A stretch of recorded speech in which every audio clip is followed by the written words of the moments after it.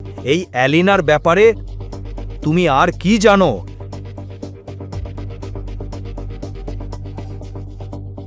সে যেই হোক, আমি সবই জানি, কিন্তু একই সাথে কিছুই জানি না।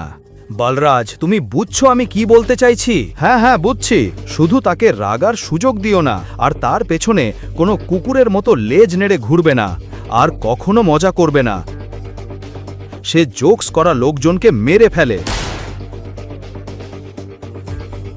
আচ্ছা, এখন তোমার একটা গাড়ি দরকার টাইগার। আমি আমার ম্যানেজারকে বলে দিয়েছি, সোজা গ্লো মোটরসে চলে যাও, তোমার জন্য একটা গাড়ি অপেক্ষা করছে। টাকা আমি এখনই দিয়ে দিচ্ছি, তুমি দায়িত্ব নেওয়ার পর আমাকে ডাবল দিয়ে দেবে।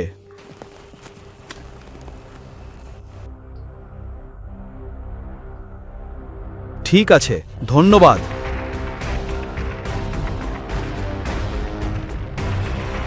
সে ব্যাংক থেকে টাকা নিয়ে নিল।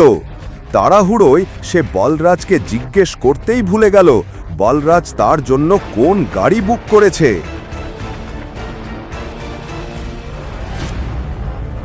ভেতরে ঢুকতেই সে দেখল শোরুম ম্যানেজার দরজায় দাঁড়িয়ে কারো জন্য অপেক্ষা করছে। মিস্টার অভিনব গ্রেওয়াল স্যার, দয়া করে আসুন, চলুন। কিছুক্ষণ পর অভিনব এক গ্যারেজে পৌঁছাল। ম্যানেজার তাকে তার গাড়ির কাছে নিয়ে গেল। এই গাড়িটাই আমি কাগজপত্র তৈরি করাচ্ছি, ততক্ষণ আপনি গাড়িটা দেখে নিন। এটা খুবই দামি গাড়ি ছিল। বলরাজ ইচ্ছা করে এটাকে পুরনো সাজিয়ে দিয়েছিল, যাতে অভিনবকে দেখে কেউ সন্দেহ না করে। কিন্তু গাড়ির ভেতরে তাকাতেই অভিনবের খুব ভালো লাগলো।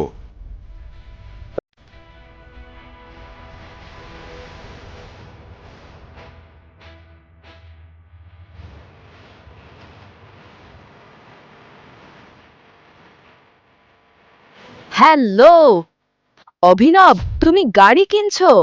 তুমি কে আর কি চাই তোমার? আরে আমি চাহা, তোমার স্ত্রীর বান্ধবী।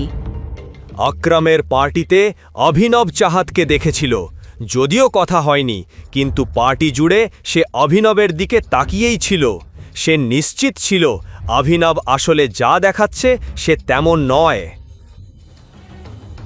আর প্রশ্নটা, তুমি এখানে গাড়ি কিনতে এলে কি করে?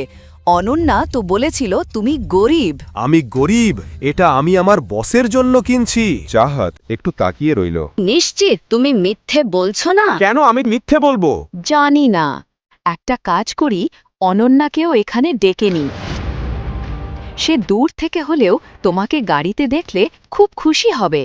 না না, তাকে এখানে কি দরকার? তাকে বিরক্ত করে লাভ কি? তুমি বলো, আমি তোমার জন্য কিছু করতে পারি কি?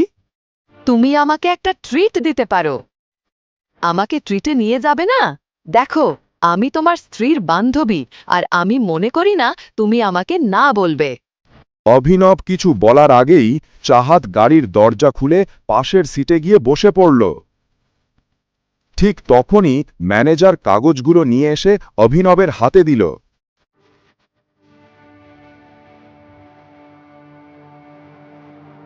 অভিনব ড্রাইভিং সিটে গিয়ে বসল। সে জানত চাহাত নিজেও একটি ধনী পরিবার থেকে আসে, তাই সে ঠিক করল তাকে আকরামের কোনো একটি হোটেলে নিয়ে যাবে। পুরো পথে চাহাত অভিনবের দিকেই তাকিয়েছিল। অভিনব বুঝতে পারছিল না সে আসলে কি চাইছে। অভিনব গাড়ি নিয়ে আকরামের হোটেলের নিচে এসে পার্ক করল। ব্যবসাতে আকরাম কারো কথা শোনে না, বুঝলে? আচ্ছা, পরে ফোন করছি। টাইগার। ঠিক তখনই অভিনবের ফোন বেজে উঠল। সে দেখল আকরাম ফোন করেছে।